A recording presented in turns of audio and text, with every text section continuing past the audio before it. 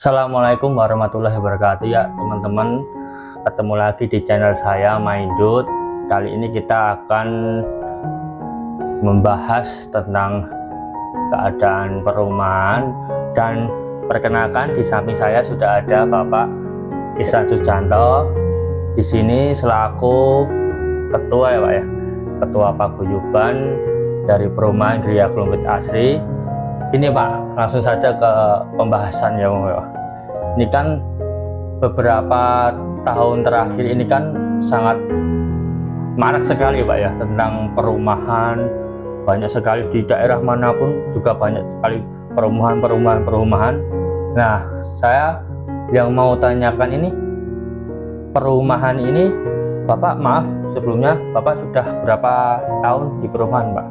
Saya sejak 2020 sampai saat ini 2022. Berarti ya hampir 3 tahun ya, lumayan ya. Betul. Ya, sebelumnya Bapak ini ketua paguyuban di perumahan ini ya Pak ya. Di Gria Klumpit Asri ya. Saya mau bertanya itu sebenarnya gini Pak. Sebenarnya ada nggak sih Pak kehidupan antara di kampung sama kehidupan di perumahan? Tentunya Bapak kan sebelum di perumahan itu juga di kampung kan ya. Itu contohnya itu kehidupannya itu beda nggak sih Pak sebenarnya? Iya. Memang ada perbedaan. Oh iya. Satu, karena desa itu adalah tanah kelahiran. Oh iya. Kalau perumahan itu tempat terakhir mungkin dari kelahiran itu ada yang terpencar di perumahan mana, dan termasuk saya sendiri di sini itu termasuk di perumahan Gria Klumpit Asri. Oh iya. Dan di sini itu terdiri dari 290 kapling.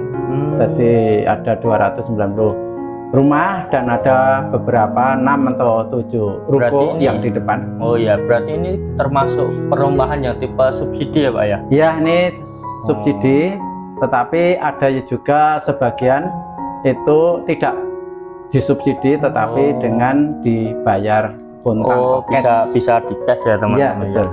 Ya berarti perbedaannya mungkin kalau kehidupannya itu ya itu tadi ya, tanah kelahiran sama kita di sini itu pendatang. Ya.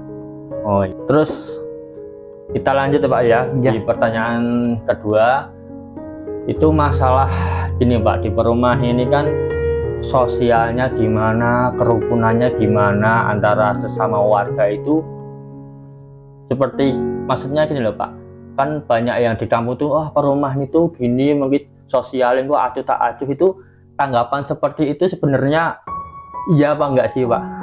Ya, dikatakan iya, bisa dikatakan tidak juga, karena perumahan itu dari segala penjuru. Jadi birokrasinya dari daerah masing-masing itu ada yang dari daerah setempat, di luar kota, bahkan di luar provinsi ada yang beli di perumahan sini. Tapi kalau desa itu jelas satu lingkungan ya. Jadi tanah kelahirannya dari nenek moyangnya, sosialnya lebih ya begitu. Dan itu yang biasa datang itu biasanya menantu, tapi yang tanah kelahirannya memang di situ. Itu guyub rukunnya sejak kecil sampai tua, sampai dewasa itu. Karena apa? Kalau tidak pindah atau ke yang lain itu pasti tetap di desanya. Ya, berarti kan ya setidaknya sosialnya ada ya Pak ya, di perumahan itu ada ya Pak ya, sosial ya. Terus kerukunan ya, kerja bakti ada ya Pak ya. Ada.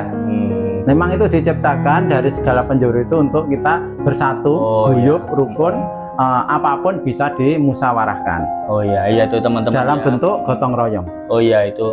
Jadi buat yang mikir, nanti perumahan nanti kehidupannya acuh tak acuh gitu, ternyata ya tergantung ke pribadi masing-masing Pak ya.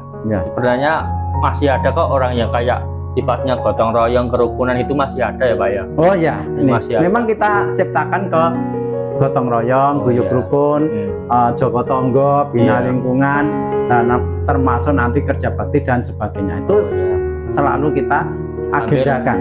Hampir mirip-mirip sama di kampung ya. Organisasi tetap ada ya Pak. Ada. Ya gitu tadi teman. Terus lanjut kita ke pertanyaan ketiga ya Pak ya. Ini yang saya tanyakan itu masalah kependudukan, Pak. Ya. Jadi kependudukan gini, apakah semudah itu orang yang menempati warga perumahan bisa pindah ke lokasi di perumahan itu? Apakah semudah itu, Pak? Sebetulnya oleh pemerintah desa, pemerintah daerah, termasuk Dukcapil itu sudah memberikan fasilitas kalau bisa orang yang pindah dari kota atau daerah lain ke suatu perumahan itu dihimbau untuk segera pindah KTP ataupun KK. Tetapi itu tidak ada paksaan. Karena apa? Yang pindah itu rata-rata anak muda dan di sana pun masih ber-KTP di tempat. Oh, jadi kalau ini istilahnya belum pindah ya, Pak ya? Enggak pindah ya. Kalau belum pindah itu syaratnya paling minim itu apa, Pak?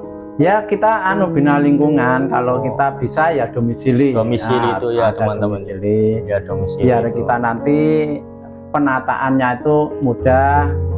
Alhamdulillah di perumahan aglomerasi sudah terbentuk beberapa koordinator per gang utama, gang 1, 2, 3, 4, 5 sampai 7 itu sudah ada ketua-ketuanya, sudah ada koordinator. Kita mudah. Walaupun sekian ya kapling, sekian kakak itu sudah ada koordinator tiap-tiap gangnya masing-masing. Jadi kita tinggal rembukan kalau ada sesuatu yang perlu kalau kembali lagi Pak ya, kalau masalah pindah kependudukan itu tergantung pribadi tergantung pribadi. Kita tidak bisa memaksa karena apa? Mungkin di tempatnya itu masih punya ya tanggungan apapun, masih ada bantuan apapun. Kalau mau pindah monggo, kalau belum ya kita minimal itu teman-teman minimal itu domisili dari daerah setempat ya teman-teman. Terus kita lanjut Pak ke pertanyaan yang selanjutnya. Ini masalah hampir sama-sama kependudukan itu, apakah di perumahan itu bisa tercipta suatu RT atau RW, Pak? Ya itu memang harus ada. Apalagi kita di perumahan Gria Aglomerasi itu hampir 300 kapling atau rumah. Setiap rumah itu ada 2 minimum suami istri. Kalau ada anak 1 hampir satu rumah 3 kali hampir 300 900-an. Nah itu perlu sekali dibentuk RT maupun RW. Nah gitu. Berarti dari desa itu mengeluarkan ada peraturannya dong Pak ya, itu tercipta suatu RT itu minimal berapa Pak? Kalau di lain daerah mungkin perumahan lain loh itu 25 sampai bisa 30 30 bisa minimal, bahkan 25. Ada yang 20 itu sudah mendirikan RT. Nah itu tergantung peraturan desanya sendiri, tapi kalau umumnya itu ya 25 sampai 30 itu bisa satu RT. Nah kalau di sini nanti insya Allah terbentuk 4 RT 1 RW. Tadi RW-nya nanti insya Allah RW 15, RT 1, 2, 3, dan 4. Ya Pak, ini menginjak ke pertanyaan selanjutnya. Mungkin ini yang terakhir, mungkin agak sensitif Pak ya, tapi mudah-mudahan ini jadi pertanyaan masyarakat. Mungkin ada yang bertanya seperti ini, apakah kita pindah ke perumahan, ke daerah baru itu bisa mendapatkan setidaknya bantuan dari pemerintah? Apakah memungkinkan atau tidak Pak? Memungkinkan kalau itu sudah pindah KTP dan KK. Tapi kalau belum ya itu nanti bantuan-bantuan dari daerah masing-masing. Itu karena pemerintah desa itu bisa membantu kalau itu sudah dinyatakan dengan lewat KTP maupun KK. Umpamanya sudah pindah ke RT 1 dan sudah terbentuk RT-nya, sudah terbentuk RW-nya, nanti akan didata oleh pemerintah desa. Khususnya kalau Gria Aglomerasi ya di Balai Desa Aglomerit, nanti oleh kepala desa akan diajukan ke pemerintah daerah yaitu kabupaten. Gitu. Jadi ini Pak ya, kalau perseorang itu bisa mendapatkan bantuan, berarti kalau suatu perumahan itu sudah tercipta RT RW, ya betul, bisa masuk Pak, dana desa itu bisa masuk dan ada alokasi dana desa gitu setiap RT. Bahkan RT itu dipermudah untuk mendapatkan bantuan-bantuan, baik itu ADD atau apa istilahnya dana reses dari dewan, itu bisa dapat mengajukan itu langsung di ACC juga.